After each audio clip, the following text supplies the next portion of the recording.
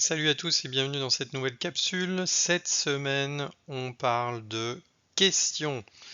Donc de questions à travers le débriefing. Donc c'est pour ça que je vous ai remis à nouveau un petit article de l'équipe à Rodolphe. On avait fait une capsule là-dessus à propos de la manière de débriefer avec un jugement juste, hein. L'équipe parlait de good judgment qu'on peut traduire par jugement avec discernement, peut-être si vous voulez. Et on va se servir un petit peu donc des notions qui sont abordées dans ces articles. Il y en a plusieurs, hein, je vous verrai, il y a une équipe française qui travaille aussi sur la façon de débriefer avec leur propre système. Donc on y reviendra sur une autre capsule. Mais là, on va essayer de s'interroger sur voilà, le style de la forme des questions qu'on peut utiliser et à quoi ça peut servir, quels peuvent être les points intéressants, les inconvénients aussi. Et on verra si on peut en tirer quelque chose par rapport à des situations cliniques, notamment en entretien motivationnel, parce qu'évidemment là on parle principalement de débriefing, donc de situations de simulation en santé. Alors, l'article précédent et celui que je vous ai cité aussi juste avant, eh bien, il parle donc de cette chose qui est Advocacy Inquiry, donc un truc qui est relativement moderne, qui vient pas d'ailleurs du milieu directement médical, mais qui vient aussi qui vient pas mal du domaine du management, donc prudence. En tous les cas, qu'on peut traduire par le fait, vous voyez, de faire précéder le questionnement d'un temps en fait ou de quelque chose qui va être une affirmation. Donc on peut traduire ça par affirmation questionnement. Et donc souvent on va l'opposer quand vous allez lire des choses sur le débriefing au questionnement socratique. Le questionnement socratique dans les débriefings, il renvoie à ce qu'on appelle du débriefing sans jugement, ou en tous les cas réputé sans jugement, parce qu'on va voir que c'est un petit peu plus compliqué. Et cette notion donc d'affirmation questionnement, elle renvoie à l'article et on va dire, au paradigme de débriefing avec jugement juste ou avec jugement avec discernement. Alors avant de rentrer juste dans le détail de ces deux entités, rappelez en termes de cadre que toute question est un comportement, pour les comportementalistes en tous les cas, et donc il y a une certaine importance du contexte, ce qui fait que on va pas forcément opposer les deux entités dont on vient de parler, mais on va s'en servir plutôt à différents moments en comprenant bien quels sont leurs avantages et leurs points faibles. Donc dans tout comportement, vous avez une forme et une fonction. Donc par rapport aux questions, vous allez avoir la forme des questions. Donc ça peut être des questions fermées, des questions ouvertes. Les questions vont dépendre, la forme va dépendre des mots que vous utilisez, donc de tout ce qui est communication verbale, tout ce qui est aussi communication paraverbale, le ton, l'intonation, etc., etc. Donc ça c'est la forme. Et la deuxième chose par rapport à un comportement, c'est la fonction. Et donc la fonction, elle peut se déterminer en pré et en post. Ça veut dire, quand je vais poser ma question, je peux avoir une idée de ce que je recherche.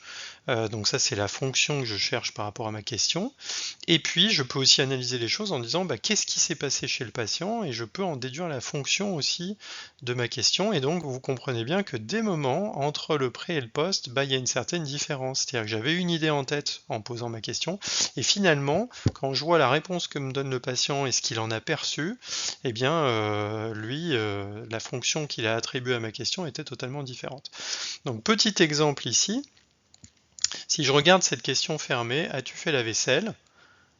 Eh bien, en fait, si je pose deux fois la même, vous allez avoir la même forme exactement, sauf que vous pouvez avoir deux fonctions différentes. Donc derrière, as-tu fait la vaisselle? Je peux vraiment avoir quelque chose de très neutre en disant, je veux juste savoir en fait si tu l'as fait, comme ça, si tu l'as pas fait, je l'ai fait. Ou alors, je peux avoir quelque chose d'un petit peu plus caché, ou as-tu fait la vaisselle? Ça peut vouloir dire, ouais, je sais bien que tu l'as pas fait, et c'est un moyen de te mettre la pression pour que tu la fasses. Donc vous voyez, la même forme peut avoir deux fonctions différentes. Et à l'inverse, on pourrait regarder ces deux questions, vous voyez, qui sont finalement qui pourraient avoir une fonction, c'est-à-dire une signification totalement différente, totalement similaire, pardon, c'est-à-dire je veux savoir si tu as fait la vaisselle, point barre, hein. Et elles auraient des formes différentes, c'est-à-dire qu'il y en a une qui est une question fermée et il y en a une qui est une question ouverte, quoi. Voilà, donc faire attention à ça, ça peut permettre de bien comprendre ce qu'on va voir maintenant. Alors, deux grandes entités sur lesquelles je vous propose de réfléchir. La première, c'est le questionnement socratique. Je vous renvoie à un article critique de la maïeutique socratique. C'est intéressant intellectuellement parce que le questionnement socratique est plutôt très très bien connoté actuellement, y compris il y a une petite littérature scientifique qui montre par exemple qu'il pourrait y avoir un impact positif de son utilisation dans la dépression, et vous savez que c'est quand même quelque chose de très utilisé dans certaines psychothérapies, notamment les TCC. Qu'est-ce que c'est le questionnement socratique? Voilà la définition.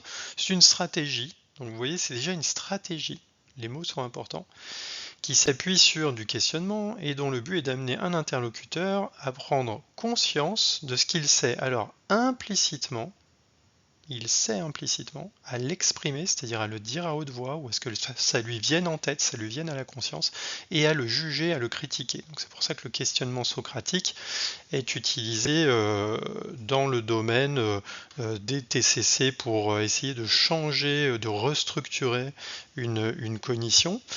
Et aussi utilisé dans l'entretien épistémique. Alors, les bémols dont parle Pierre Parlebas et qui sont très intéressants, juste revenir sur le problème historique, c'est-à-dire Socrate, vous savez qu'il n'y a aucun écrit de Socrate, tout a été relaté par des disciples ou des descendants de disciples. Je vous ai mis la petite figure ici bien connue et platonicienne d'un problème qui est le problème du carré de l'esclave de Ménon. Faire attention parce que finalement on peut dénaturer assez facilement la pensée de Socrate. On n'a jamais en tous les cas accès à ce qu'il voulait faire de manière directement puisqu'on n'a pas d'écrit. Deuxième point, c'est la notion d'extrapolation. Il faut se remettre à l'époque où chez les philosophes on recherche la vérité, donc on parle essentiellement de connaissance. Et aujourd'hui, on peut se poser la question, notamment quand c'est utilisé dans les TCC, on utilise ça évidemment pour critiquer sa pensée et essayer de changer un petit peu sa pensée, mais on le fait à travers un examen de point de vue, c'est-à-dire il n'y a plus de notion réellement de vérité comme elle est traitée en philosophie, on s'intéresse plutôt, il n'y a pas de vrai ou de faux, mais on s'intéresse à améliorer la flexibilité mentale des gens en leur proposant une autre manière de voir les choses. Donc on peut se poser aussi la question de l'extrapolation de ce que faisait Socrate et du questionnement socratique à comment il peut être manipulé aujourd'hui.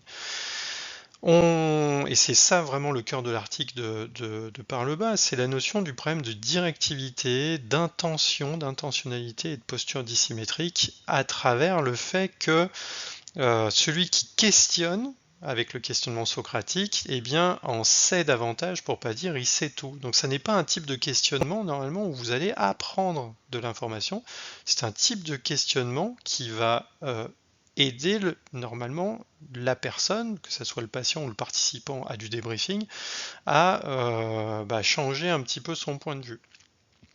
Et donc il faudra faire attention au contexte, parce qu'évidemment, le contexte de l'époque, tel qu'il était utilisé par Socrate, est peut-être pas le même que une thérapie cognitivo-comportementale, un débriefing ou encore un entretien épistémique. Et je vous invite vraiment à lire ce petit article que j'ai mis ici sur les dérives de l'entretien épistémique, qui sont très intéressants et peut-être sur lesquels on reviendra un peu plus tard. Un exemple de questionnement socratique, par exemple, nous, on écoute un audio d'un thérapeute qui pratique l'entretien motivationnel, et puis il y a un moment donné où, par exemple, il va refléter du discours maintien. Et donc, un questionnement socratique, ça serait de revenir à ce moment et puis lui dire, à cet instant, qu'est-ce que tu aurais pu faire de mieux? Et donc, vous voyez que ici, on a une posture du débriefeur qui va être asymétrique, c'est-à-dire que lui sait exactement pourquoi il pose la question et ça peut être perçu en fait comme une critique par l'apprenant, tout à fait possible.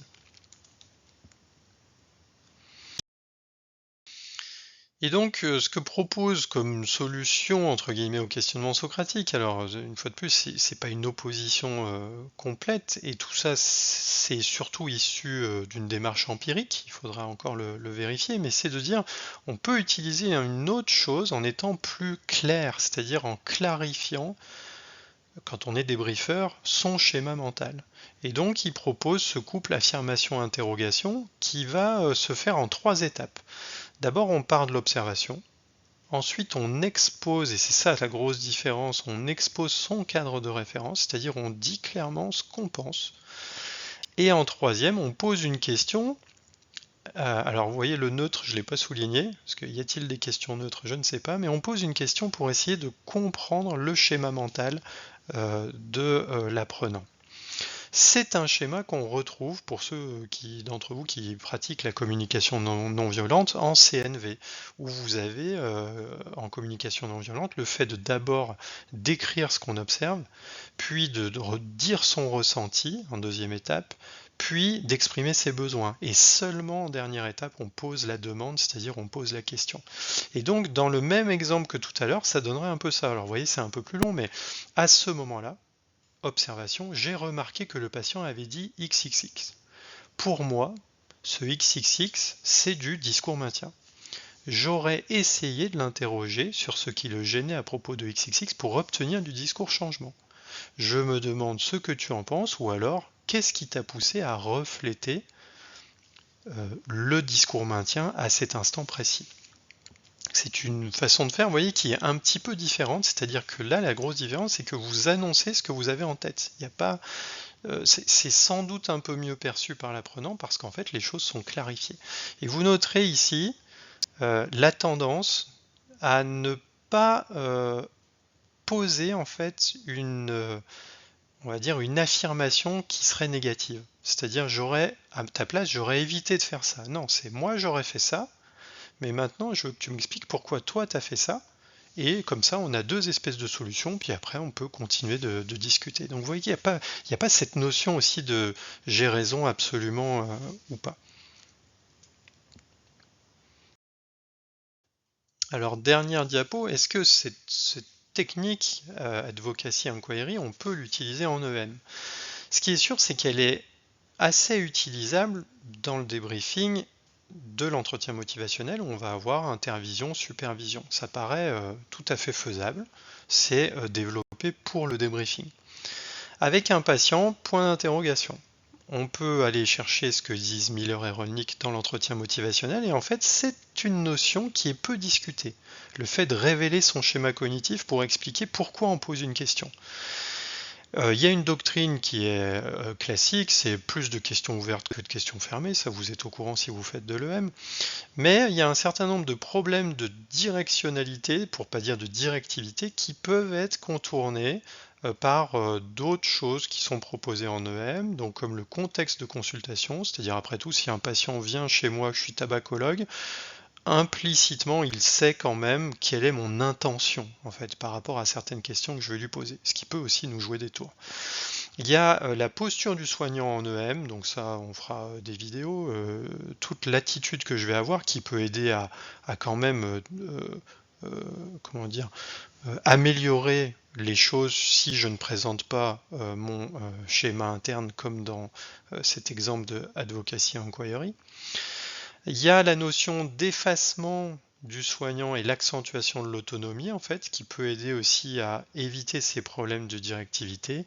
Et puis, il y a l'équanimité finale, c'est-à-dire que le dernier mot revient au patient et que finalement, même si je pose des questions qui essayent de le pousser vers un changement de comportement en santé, le dernier mot sera pour lui et il fera quand même bien ce qu'il voudra, Dieu merci. Et la fonction, quel est le but recherché dans ce contexte? Donc souvenez-vous bien, soyez comportementaliste, finalement utiliser du questionnement socratique ou de l'affirmation au questionnement, ça va surtout dépendre de dans quel contexte je suis et quelle est la fonction que je recherche à travers ma question, et ça c'est quand même le principal.